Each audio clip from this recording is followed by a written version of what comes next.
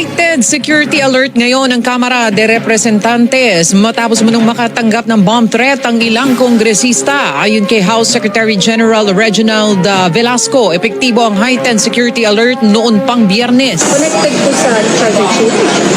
Hindi namin alam. Basta sinasabi lang na baka bombahin tong House of Representatives, mga ganun. But as I've said, we take all this threat seriously.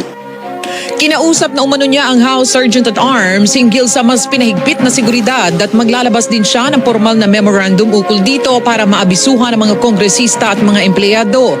May napansin din anya na mga umiikot na motorsiklo sa paligid ng Batasan Complex. Ni-report sa akin ng security, there were some motorcycles going around the premises. No? Kaya pinagbawal na namin yung motorcycles being parked in front of any buildings.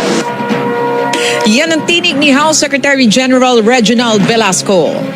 Thanks for watching Part Meal TV channel. Please subscribe my YouTube channel. Follow, like, comment, and share.